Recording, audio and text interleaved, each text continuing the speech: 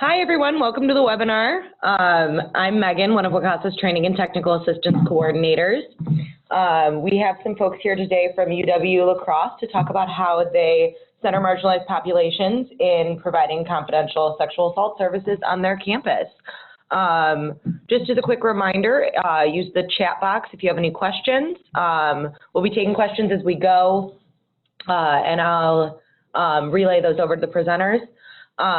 If you're having any tech issues, please feel free to email Peter so that he can help you get all good to go with that. Without any further ado, I'll turn things over to folks over at UWL Crosse.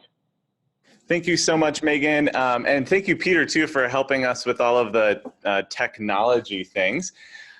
So we're going to start off our presentation about centering marginalized populations. We're going to start off with some, hopefully if I can get the PowerPoint to work, some introductions. So my name is Andrew Ives. I use he, him, his pronouns, and I serve as the Student Life Specialist in our Student Life Office, which also serves as our Dean of Students Office. Good morning, my name is Antoina Williams, and I use she, her pronouns, and I serve as the Director of Multicultural Student Services. My name is Joel Lutke. I'm an Assistant Athletic Director in our Athletics Department, where I oversee athletic training and sports performance. Hi everyone, bonjour. My name is AJ Klaus. I use they, them, and she, her pronouns, and I serve as the program coordinator for our Research and Resource Center for Campus Climate. Good morning. My name is Will Van Rosenbeek, and I use he, him, and they, them pronouns, and I serve as the director of our Pride Center on campus. All right.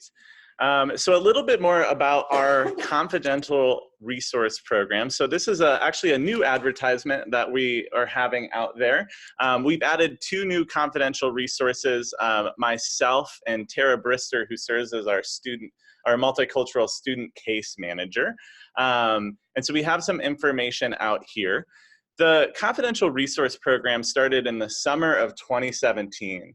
And there was some conversation about how we can provide more resources for students who may be facing some barriers. So our typical or our traditional confidential resources was Ingrid Peterson, our violence prevention coordinator, our counseling and testing center, so all of our therapists and counselors through the counseling and testing center, and then our student health center were past confidential resources. And so we acknowledged and recognized that there were some barriers specifically for our marginalized students on campus to accessing those services. And so in coordination with our Title IX coordinator and campus leadership, we identified some folks to hopefully open up and get around those barriers. So a little bit more about the program. So all of our confidential resources attend and participate in training. That also includes ongoing support meetings throughout the semester. Really the goal is for these resources to provide timely assistance to students seeking assistance, but also not to be the sole source of their support.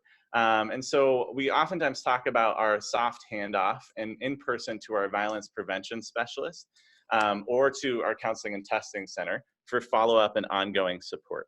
The importance here is that our confidential resources are there to remain confidential, keep things confidential for students. There are some reporting, so reporting our Clery data, which can remain confidential. So we do that through our violence prevention specialists. Yeah, and I think that, again, the importance is this ongoing professional development, that we meet together as a group to go forward. So through the rest of our presentation, we're really wanting to focus too about how, focus on some of the barriers that are experienced by students and how, again, our confidential resource program is helping to address some of those barriers. So with that said, this is Antoina. We wanted to just share some common definitions for the sake of this presentation, and we apologize. Some people participating in the webinar may already have this understanding, but we're gonna go ahead and provide context anyway. So culture, shared set of norms, customs, and traditions belonging to a group of people. So this basically is everything that looks at a person's identity and even the intersect of those identities, such as age, ethnicity, gender identity, sexual orientation, religious, and many, many more. When we look at cultural competency, it implies that individuals can function inside or of another culture simply by researching that culture. So it's what we do. When you think about culture, it's the what we do, how we do it, what we say, how we say it. It's identifying ourselves and each other. This can be seen through different practices, customs, celebrations, foods, even rituals. The culture extends deep beneath the surface level in our thoughts, perceptions, and interactions within the world. So when you think about cultural competency and that cultural component, it is a complex framework. It's not most people look at it as a quick fix recipe, how can I check off the checkbox. When we think about stereotypes, we look at the beliefs, image, or distorted truths about a person or a group. So what we would like to do is have you participate in the social identity inventory, the who I am. And basically why we want to have you participate in this inventory is to really begin to think about the looking inward. So if you have that handout, okay, sorry.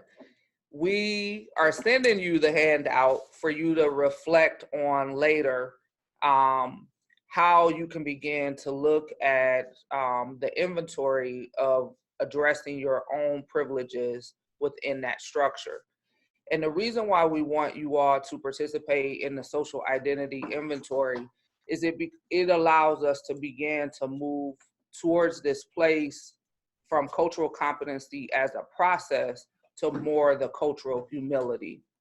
And it begins to help us understand the dominant and subordinate group membership that we are all a part of and how those privileges may impact marginalized communities as it relates to sexual assault. So what is cultural humility? Good question. It is a lifelong commitment to self-evaluation and self-critique. You have to understand who you are and how your identities may or may not show up. Again, that social identity inventory, when you have some time to reflect on that, will again allow you to look inward. The competency, again, going back to that checkbox, we want to begin to move away from that mindset and develop that lifelong commitment to learning, not only about yourself, but also about others. Cultural humility also allows us to fix that power imbalance. The cultural humility addresses the social injustices within systems that have typically oppressed marginalized communities. It also allows us within the cultural humility definition is to begin partnering with people and then learn how to become advocates for others.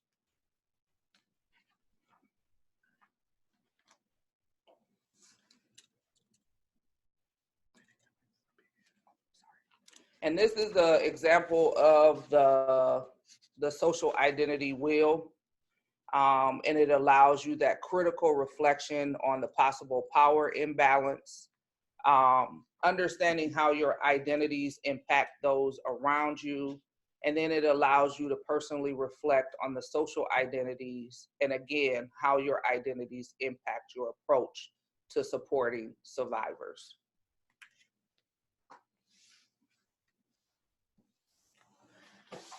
Hi, everyone. This is AJ.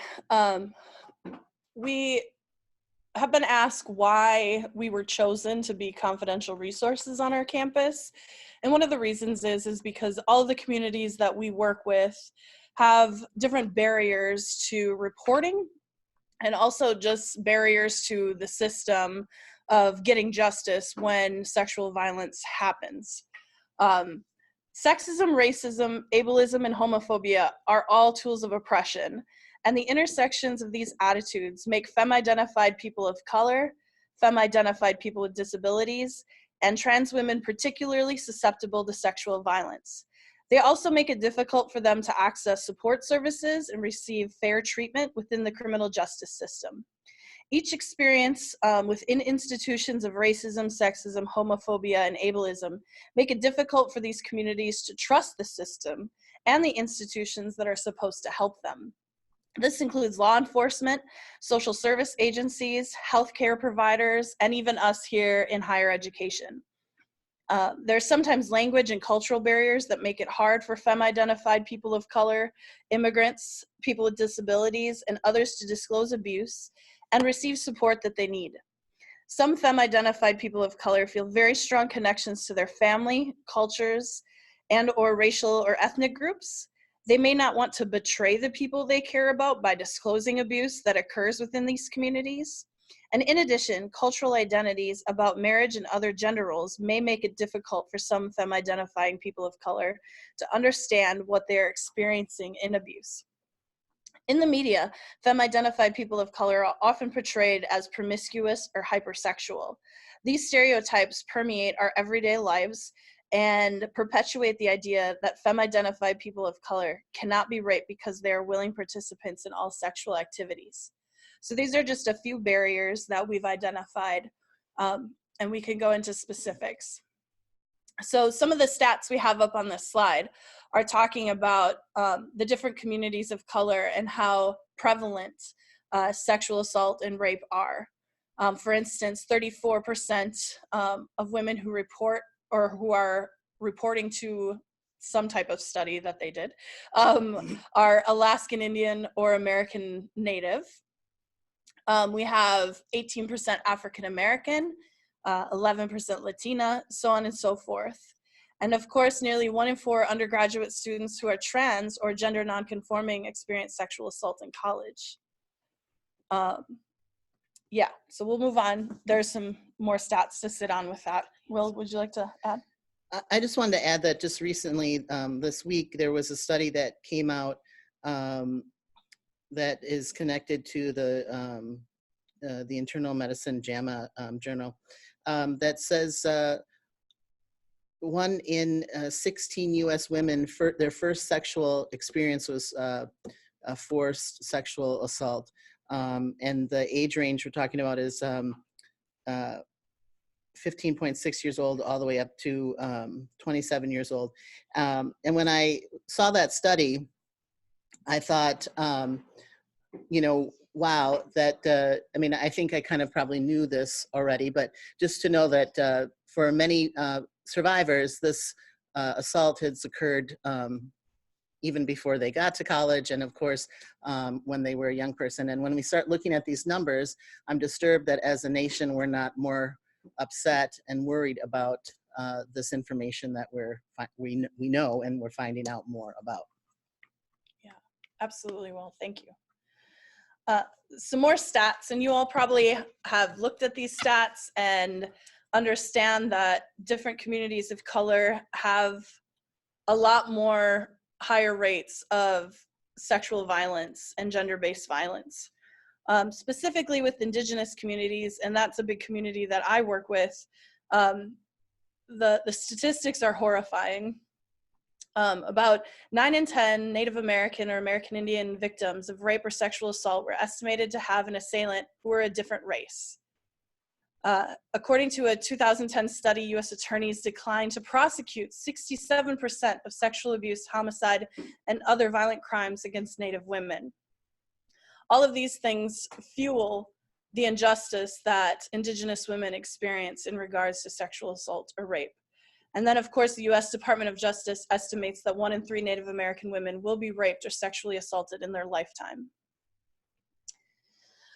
Some of the barriers that we're seeing for our Indigenous communities are that a lot of police departments that may be on a reservation or near a reservation lack funding and resources available to investigate crimes.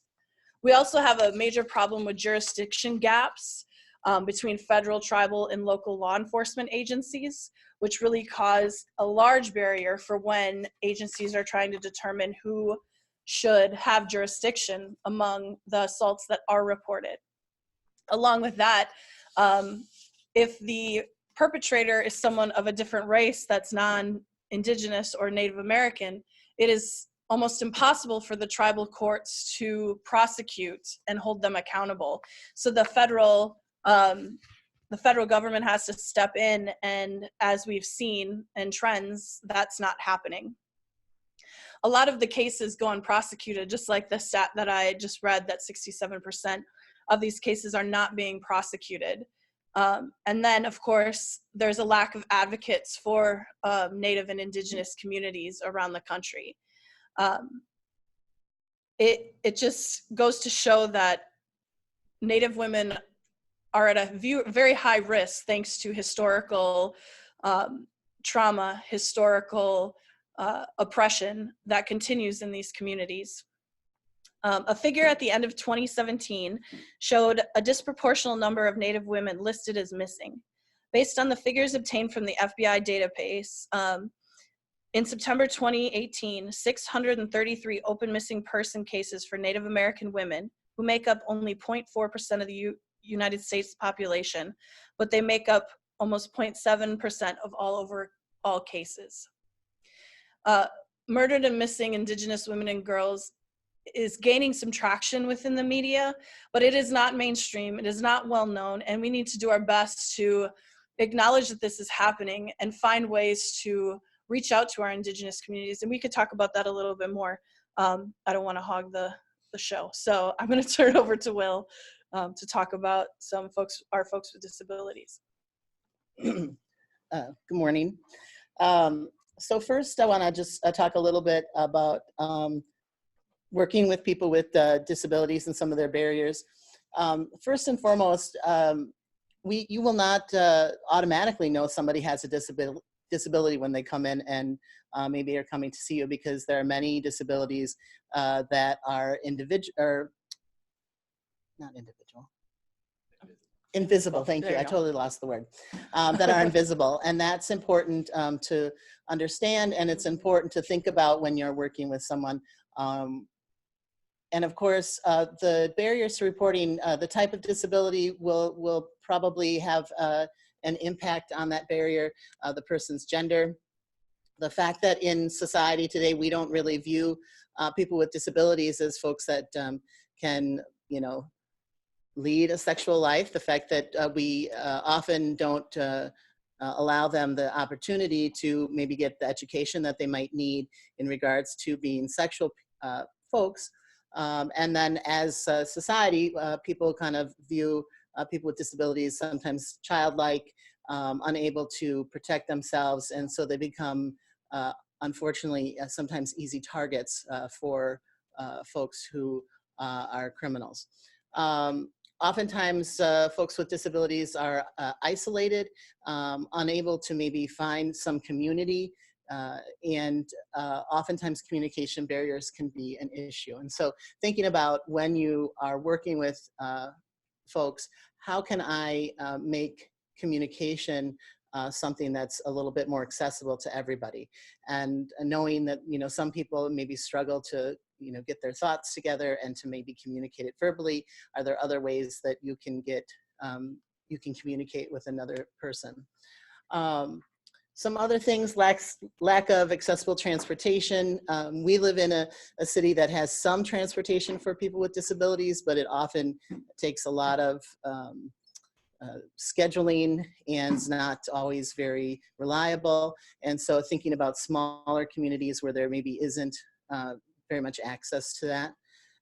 Also that sometimes people with disabilities are relying on a caregiver, and that caregiver could be the person that is the abuser, and they are dependent on that person. And when I think about and I'm going to talk about LGBT issues in a little bit, but when I think about LGBT folks who also have disabilities, oftentimes finding a caregiver that will care for them because of their sexual orientation or gender identity becomes an issue. And so finding caregivers, good quality caregivers, sometimes can be very challenging. Oftentimes folks with disabilities find their friends and hire their friends to be assistants, but that too can be problematic if the friend is the abuser. Learn compliance of people with disabilities, that they need to just accept what's happening, oftentimes not being heard, not given a voice. Lack of knowledge about sex and health and intimate relationships, which I kind of shared before, and really the lack of information that we are even giving out in our schools has really been very poor. And when they're talking about sex and sexuality and relationships in schools, oftentimes they are not looking at anything but heterosexual relationships. They're not thinking about anybody else's, any other identities that somebody might have that might play a part in somebody's relationships or sexuality. Folks who have disabilities often are living in great poverty. They are the most underemployed and unemployed population out there. And then lack of resources and knowledge from caregivers and from folks who work maybe in the services working with survivors. So kind of thinking about some of the barriers, really the lack of accessibility to services. And I think, again, thinking about in all the different counties and areas that you might work, how some of that might play out. We are in a city of La Crosse, but we definitely have a lot of smaller communities around us where it would be a lot of social isolation, that there wouldn't be any access to transportation that somebody would need. So making sure that people are getting out into some of those communities. And of course, sometimes people are in facilities where they might not have access to outside resources. So situational factors, not really having the services that are available specifically to work with people with disabilities, working with maybe if there is in your area some disability services, working with them to make sure that they know that you're available, working together with one another.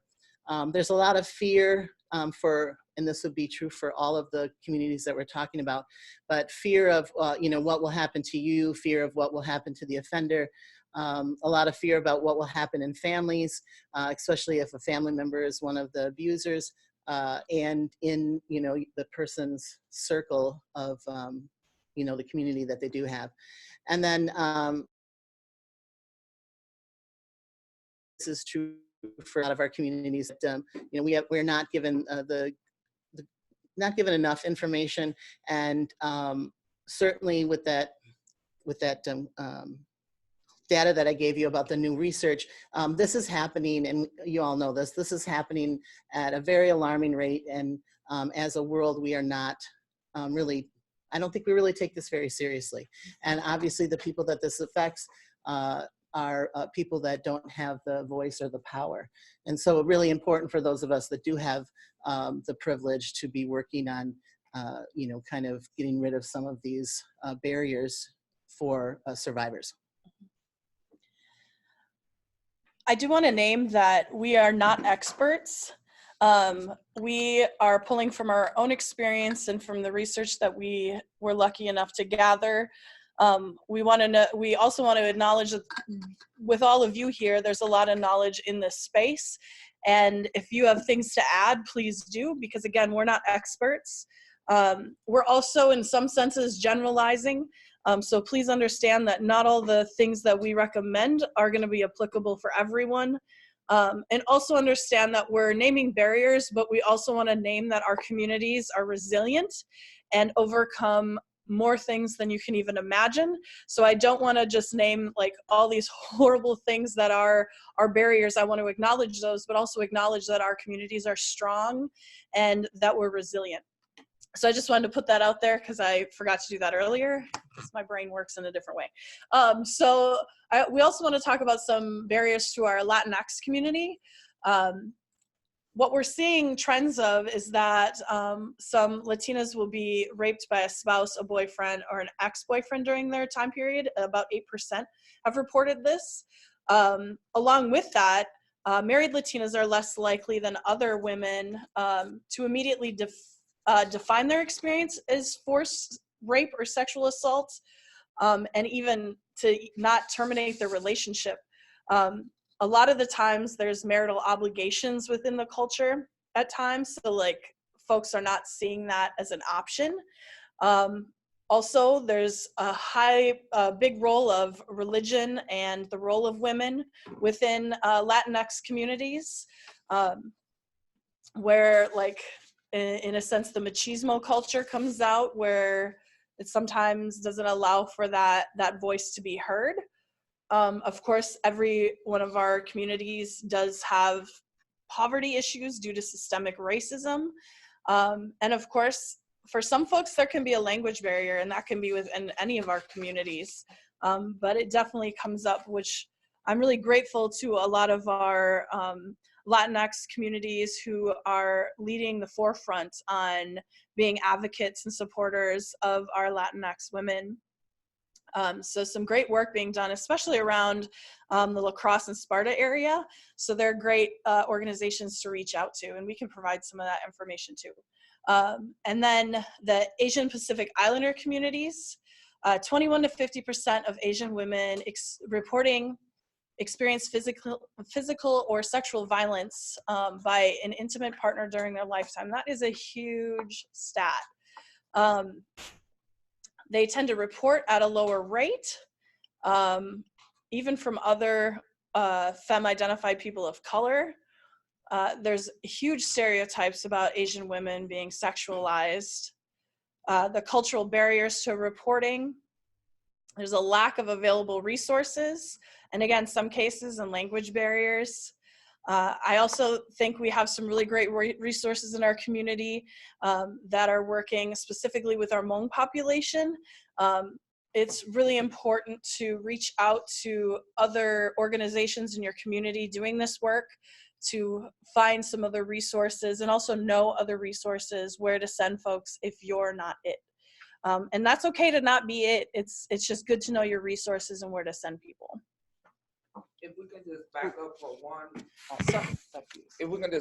for one, moment within the Latinx community, I think the other thing that's very important to understand in this culture today is our Latinx population may not report fear of being deported. Yes. And that's a huge barrier to service. So if you, within your respective communities, if you have a growing population of undocumented and documented individuals, just make sure that you're also keeping that at the forefront, and how interaction with law enforcement or the services within your community may impact them, as well as maybe children that they're providing care for. And I think that also goes to for anybody that's represented by an institution. It might not even be law enforcement, but I think in higher education, we see sometimes students fearing reporting because like we might report that to someone else as well. Mm-hmm.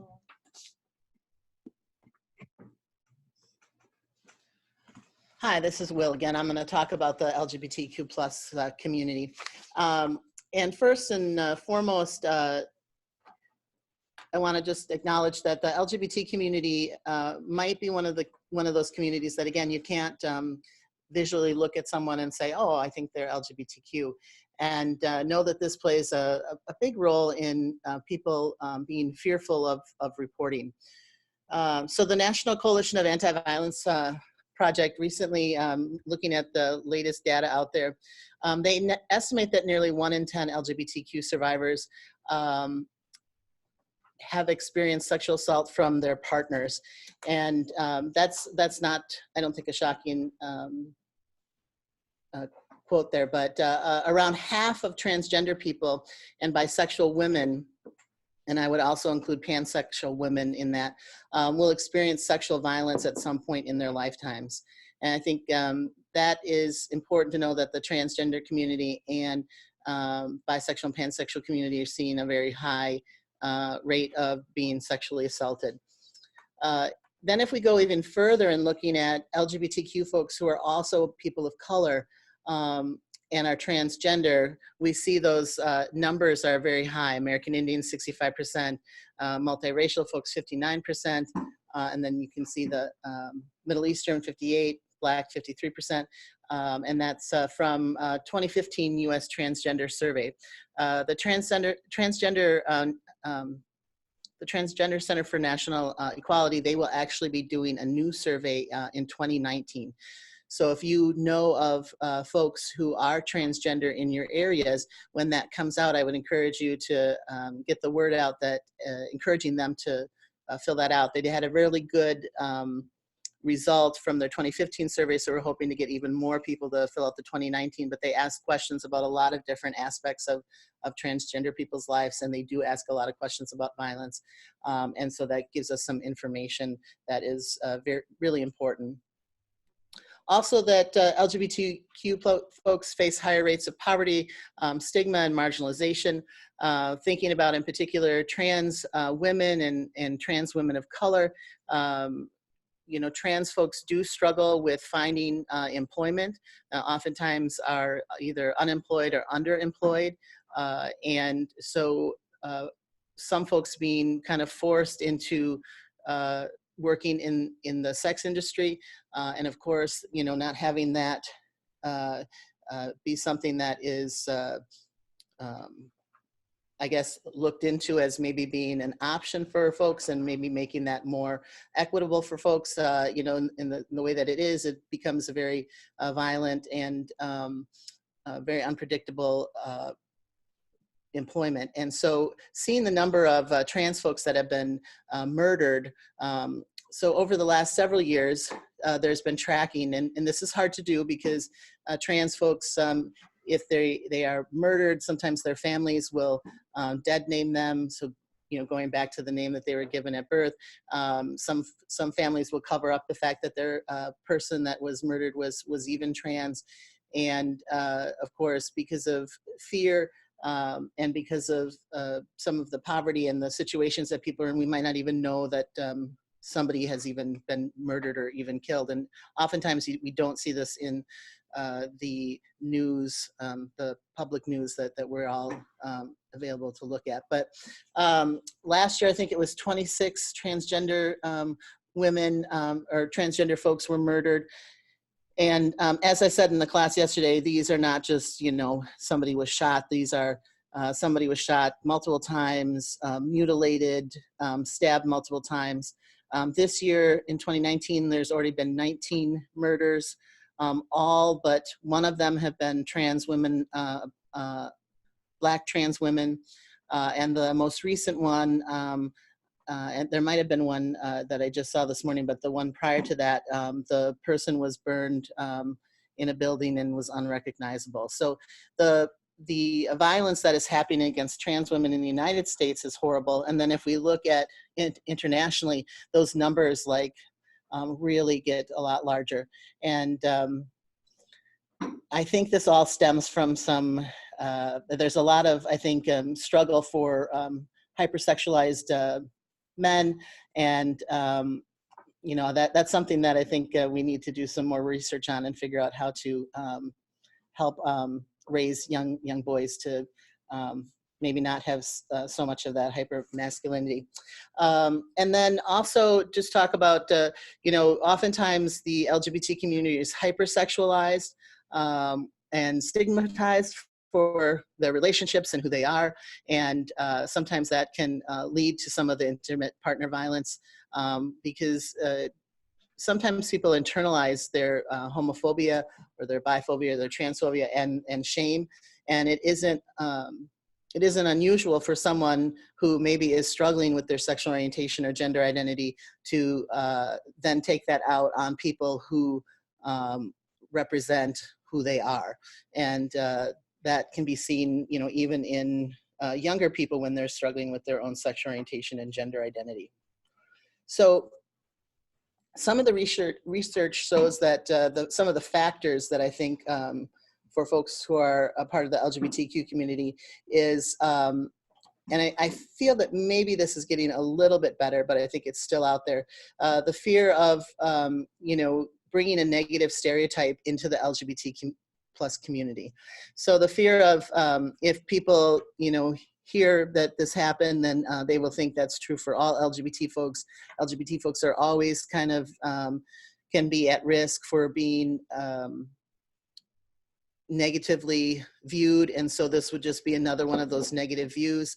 I do feel that over the last 10 years, I feel like we've maybe been doing better at educating LGBT communities that, you know, intimate partner violence and sexual assault does happen within the LGBT community, and that, you know, it is something that should be reported and not to be so afraid to do that. Also, the fear that if you do report that you'll have to out yourself, or the fear that the person who might be abusing you is going to out you. That can be one of the big barriers that somebody may not want to report because the person that's abusing them has said, I will out you to your family, I'll out you to your workplace. And of course, in this day and age, that's very dangerous because in most states you can still be fired or lose your housing just based on your sexual orientation or gender identity, or your perceived sexual orientation and gender identity. So that outing can be really scary. It also can isolate you then from your family and friends who maybe don't know that you're LGBTQ. Also, not really knowing if there are resources available to LGBTQ specific folks, you know, so looking at if you do work and have experience working with LGBT folks, or you gain more experience working with LGBT folks, make sure that you're putting that out there, whether it be on the web or in some of the things that you maybe hand out to the community to let them know that you have either a group or you have a person who can be resourceful in regards to the LGBT community. And, you know, that would be an important piece to kind of share with folks. Also, the fear that if I do report and I need services, what's going to happen to me when I go to those services? Am I going to be treated properly? Are people going to focus on my LGBTQ part of my identity and maybe want to try to change me, want to bring that up as, you know, the reason maybe that I had the abuse? And so just know that there's a lot of fear about that, and fear that maybe you might even refuse to serve me at all because I'm part of the LGBT community. And then I think lastly, the fear of law enforcement and you know, anybody connected to law enforcement or the courts, and how that you'll be treated, and the fear of what will happen to you. And again, you know, I think this is true for all of our communities, that there's that fear. But also, I want to just remind folks that thinking about not only the LGBT community, but all the communities, when somebody has more than one marginalized identity, you know, how that continues to impact that person in a different way, and to be sensitive to those issues and aware of that is, I think, is very important. And lastly, when somebody comes to your facility or to your organization, being aware of people's maybe legal names versus preferred names, and always to use, if you have forms or anything like that, that there's an option for people to give a preferred name.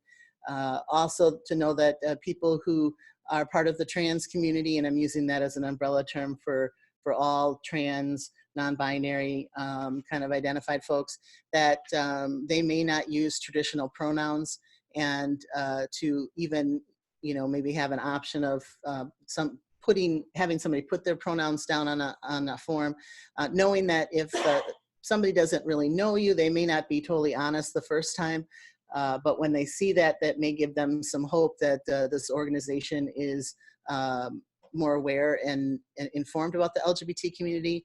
And so when somebody does use a preferred name or different pronouns, the importance of using those when you are working with that person is very important.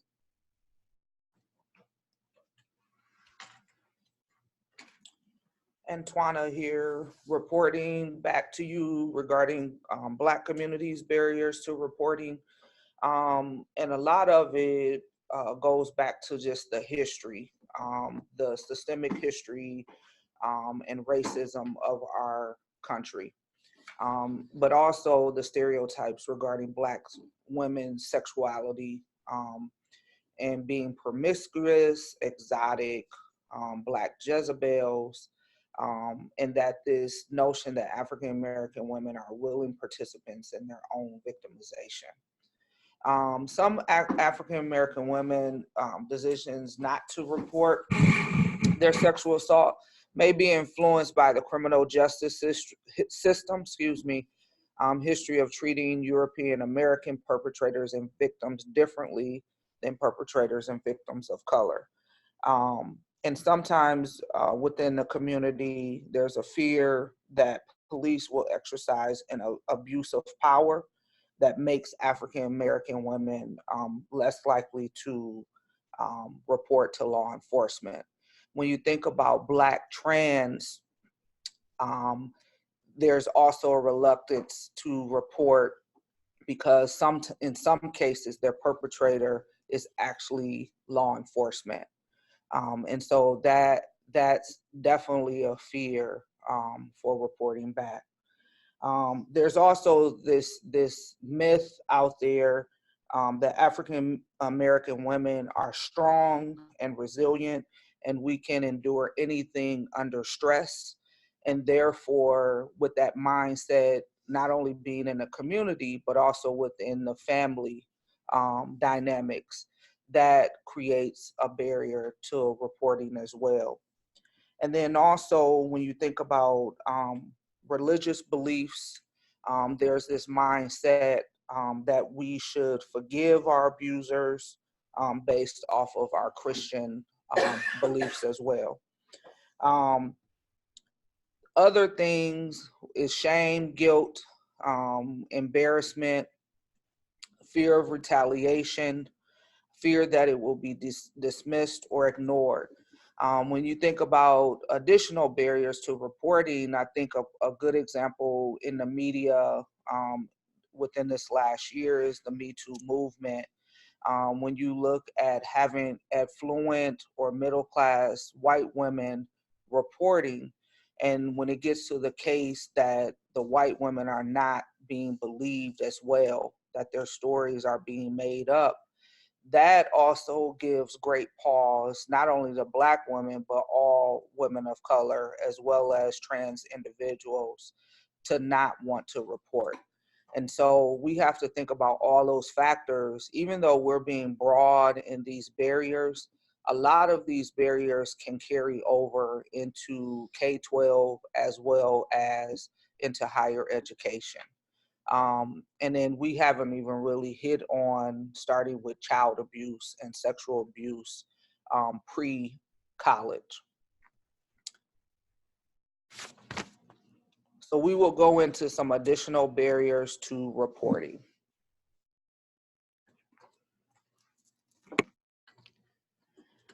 So we've kind of mentioned some of these, so we'll kind of skim past them, but not for a lack of importance, just so we can get to some of your questions. Small communities sometimes means risking being ostracized, and I think we can say this for any victim of sexual violence or gender-based violence. And also not sure of trusting our community within our tiny communities, and that there's going to be confidentiality. There's sometimes going to specific offices, especially on campus, carries a stigma. Like for us, a lot of students sometimes call our student life office the principal's office. My office also gets called the principal's office, so we must be pretty cool. But that can cause a stigma for folks coming to spaces. So we have to make sure that we're outside of our spaces meeting with students, so the stigma isn't always there. False assumptions about POCs and who they will trust. It's not always people who look like us, but it can also be people who look like us. So making sure that you have a variety of folks available for people to reach out to and have different resources available. And of course, the national conversations, like Me Too, tend to be focused on white middle class privileged folks. So making sure that we're creating spaces for marginalized or historically marginalized communities when we are making space for these Me Too movements in the communities that we work in. Also, there's, of course, our socialization of femme-identifying people in general to be nice and passive, which we all are doing this work, I'm assuming, and understand that this socialization of femme women or femme people create that notion and stereotype. Of course, there's distrust of police among communities, specifically white police officers. So we're making sure that if we are working with our local police, that we're encouraging them to do trainings on themselves and work on their implicit bias while also supporting community-based policing. There's sometimes language barriers and a lack of interpreters. So making sure that we have access to interpreters for many different languages is important so we can remove that barrier. And not this as well, and not just family members coming in to interpret for Right. folks, or children coming in to interpret for their parents. That is definitely can be very problematic. Mm-hmm. And sexual assault can be perpetuated emotional trauma and re-victimization. So making sure that we're supporting our folks in a lot of ways, because it can bring up other trauma, other historical trauma. And usually our sexual assault that is perpetuated by other folks of color is a result of historical trauma. So trying to break those cycles. Okay, so we also want to acknowledge that we have not created a slide for our awesome folks in athletics, so we want to turn it over to Joel for a little bit to talk about our athletes on campus. And my apologies for not getting the slides created for this, but very much echoing everything that's already been talked about here, just with power structures and different things. Athletics in general, especially in our setting in college, collegiate athletics, it's its own unique, very tight-knit group, not only just from team to team, which has their own unique cultures, but just within the whole context of the athletics department, and that can be seen. Obviously, there's been some very high-profile cases over the past 5 to 10 years, ranging from coaches to one of the larger ones with a physician, and so those power structures play such a huge role in trust and the things that occur from coaches bonding with student athletes, or even physicians, which violates a bunch of different areas of sanctity in terms of trust and whatnot. And so within what we're looking at here is providing, again, in theory, a healthcare provider that should be the person you should trust with things of this nature, and providing that resource to our student athletes. A lot of different barriers with it. We've, as a group, discussed, with that athletes typically being strong and powerful, the idea that it can't happen to them, no matter how they identify within that, that it can just happen to anybody.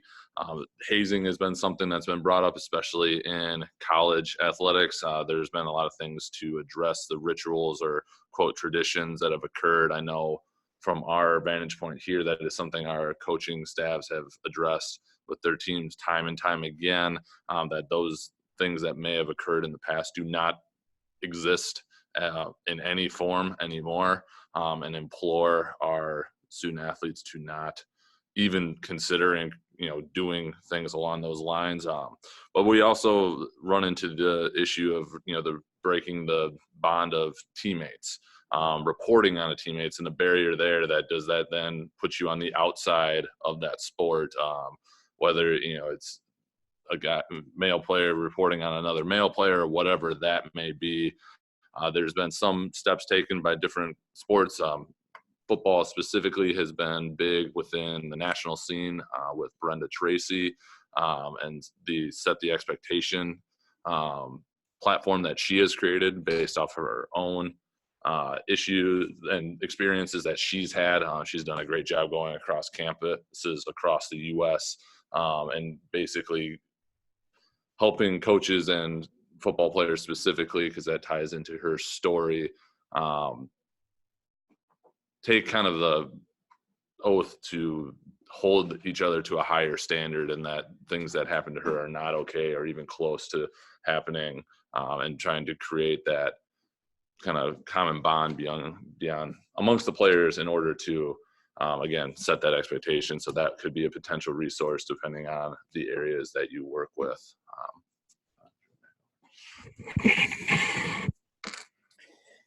This is Antoina again. So how can you practice cultural humility and sexual assault prevention and responses? And one of the things we want to make sure you understand, this is not an exhaustive list, but just to get you started with the process of thinking about it as it pertains to your own spaces and units that you report to or have people reporting to you. So we ask that you all work on leaving assumptions at the door when it comes to sexual assault prevention and response.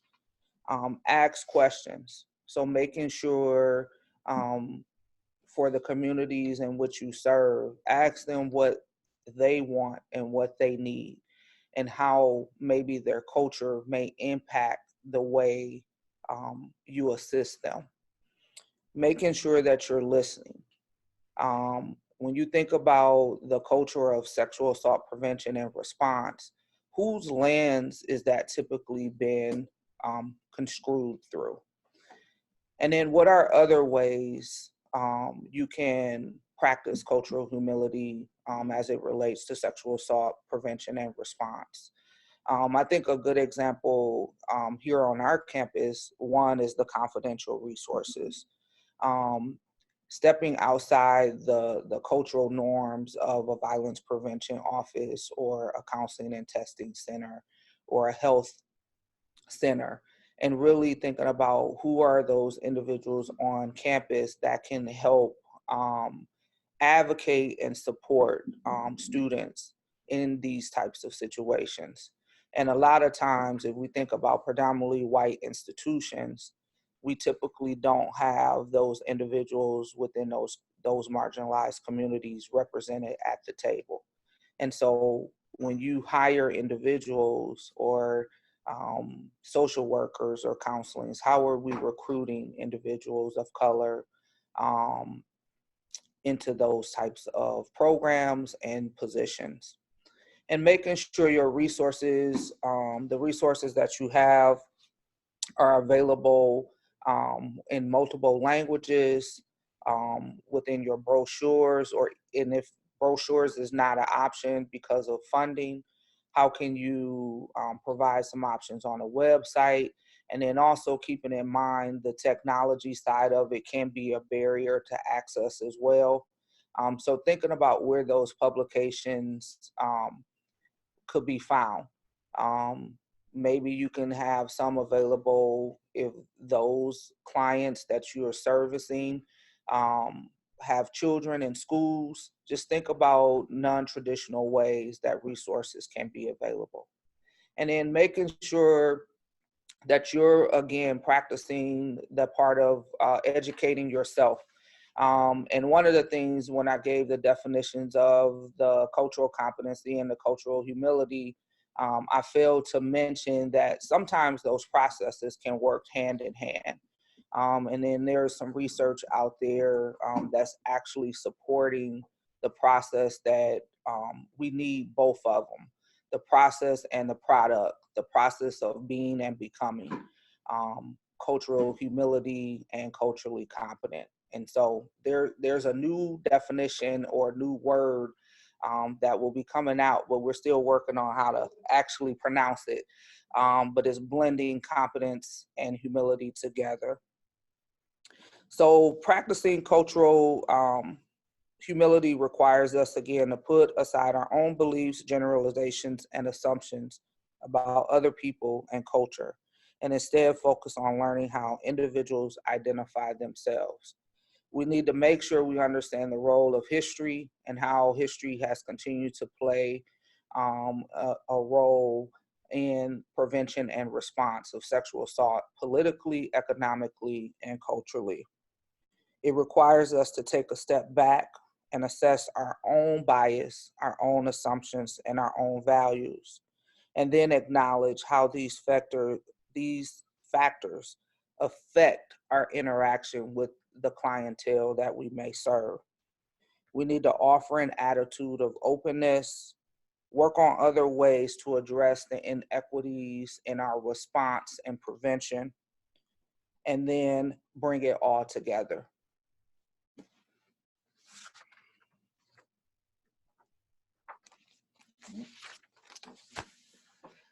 So some of our recommendations kind of play right off of what Antoine was saying.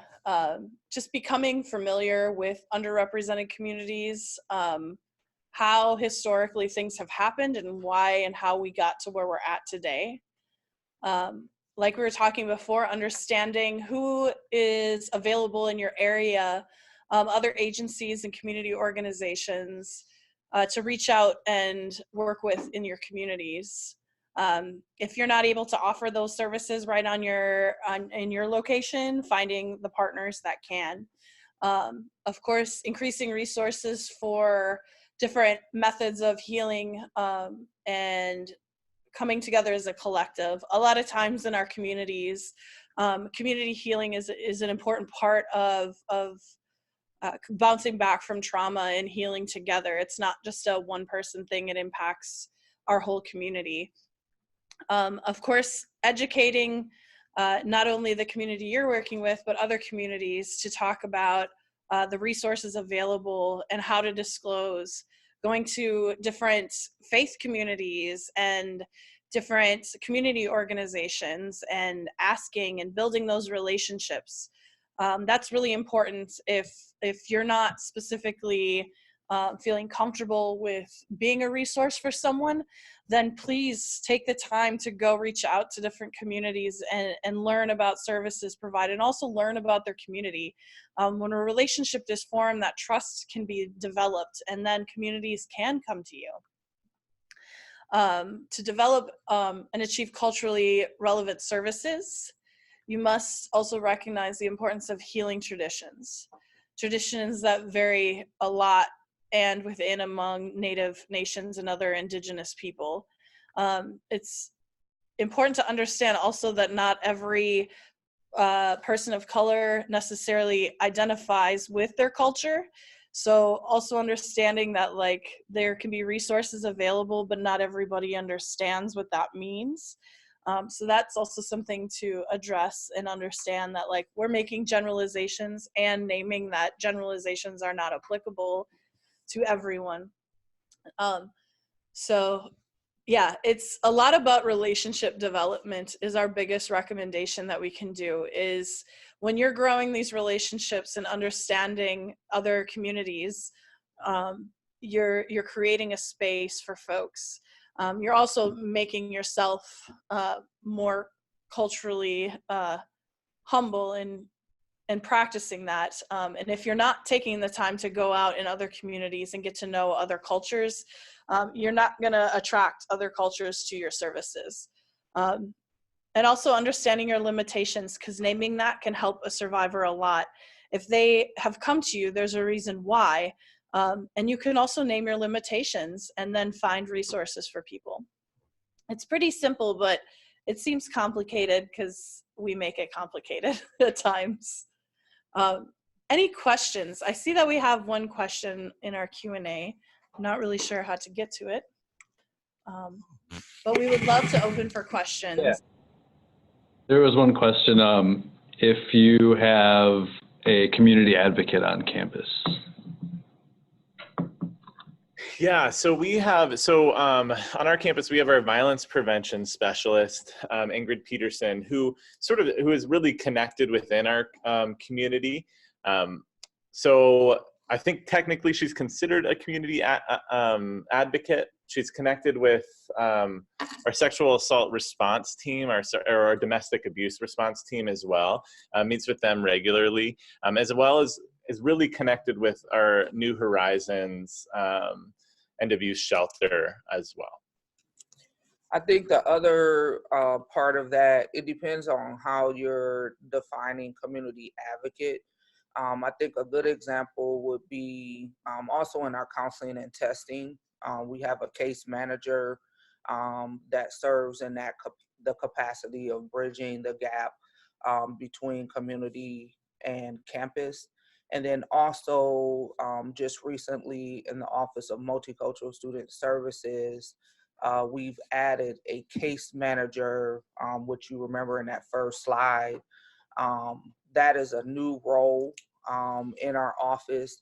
Again, that's to bridge that transition with our students, not only with our violence prevention student life, also our counseling and testing, but also resources in the community to support students.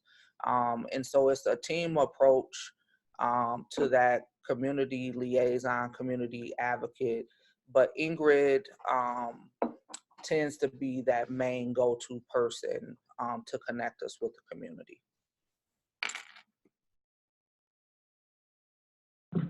Thanks. Yeah. So more like, so I think when programs usually ask about community advocates, they mean like from a community-based program. So you guys have more of, and Ingrid does fantastic work, I know that. You have more of like a system-based advocate that has really strong relationships with the community-based programs like New Horizons you mentioned. Correct. And then Awesome. also with the, since you know Ingrid, also the connection with the two hospitals, Mayo and Gunderson in town as well. Wonderful. Yeah, that's great. And then we have another question. Do students utilize both Title IX and local law enforcement when it comes to reporting campus sexual violence? I think it really depends. Our students are not required when they report to us to include law enforcement. Ingrid always lays out how to do that and what the process looks like so students can make that decision. But the whole purpose of having all of us is confidential resources so students don't have to involve the police until and if they are ready to do so. They also do not have to, when utilizing us, report to our campus. We are not required as confidential resources to report anything but our numbers to Cleary, but we then kind of use that to avoid give different avenues to resources for our students. So when they come to us, it is not reported to our campus and is not a Title IX investigation until the student wants it to be, which is why we expanded our confidential resources. Anything from the other folks?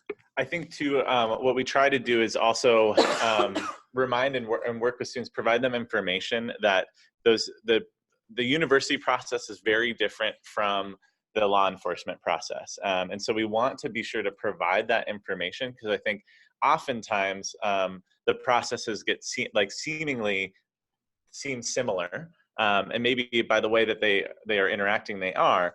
However, there are different protections that maybe the university can provide that law enforcement can't, and vice versa. There's protections that law enforcement can provide that maybe the university can't. And so it's always an important part in our conversations as well. And I know that, yeah, we have those pretty frequently, is being able to talk about the differences in different reporting. So, and that students can choose to report to both, choose to just report to one and not the other, yeah.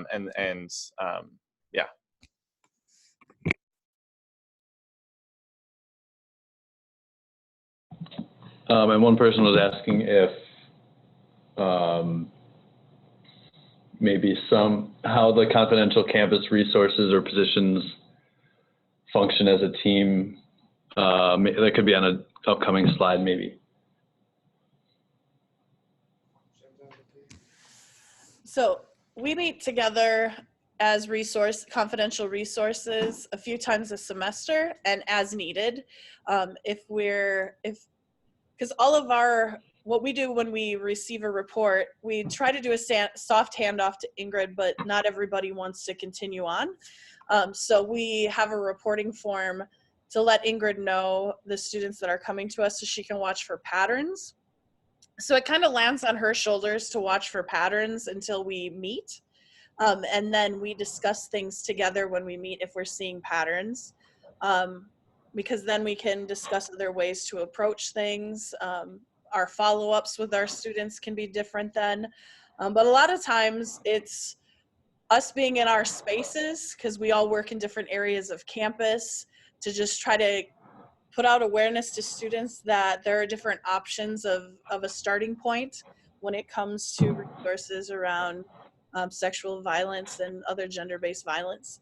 Yeah, we just kind of meet as regularly as needed and kind of talk through things, really kind of give each other case studies in a sense to continue to make sure that we're serving students as well as we can. Anyone else have anything to add? Thanks. I think the other part of that too, the functioning as a team, we all do follow-ups with the students after that initial meeting. And so it's not only hearing that information face-to-face, but then it's also the follow-up email, letting the student be aware of resources on campus and off campus as well. And sometimes those community partners may be communities of color, and sending them information for their helplines until they're ready to come in and chat face-to-face with Ingrid, maybe to move forward in a more criminal manner. Excellent. And is there a student reporting protocol? Someone is asking.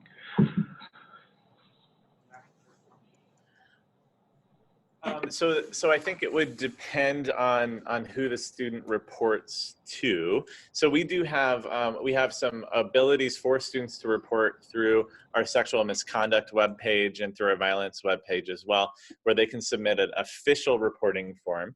And so the protocol that happens with that, what happens is our certain folks in our Title IX team are alerted that an official report has been submitted, and then and then Ingrid also is notified and does an initial outreach to the student to start getting connected to resources as that happens. And so faculty and staff on campus are required to fill out that reporting form if a student reports to them any instance of any sort of sexual misconduct. And then again, but there's no requirement necessarily for any students to go about and report that as well. And then for our confidential resources, AJ was also talking, there's a reporting structure of how we report that information to Ingrid and how we do that and maintain that confidentiality. Because if they report to us, there's no obligation again for us to report or any report through the official like Title IX realm of things. It stays within the confidential space. I hope that answered the question. Thanks. That is all we have for now. I think that this was the end of our presentation too. I think we may have some references on the next slide that were there. I know that we had talked about making sure that we can get you all the inventory. Yeah, and so we can do that. But thank you all so much for allowing us to share with you sort of how we're trying to center marginalized populations on our campus regarding Title IX and higher education. Yeah, thank you. Yeah, thank you guys so much for being with us today and for sharing this information. I know I found it super interesting, and hopefully the folks attending will find a way to put it to good use.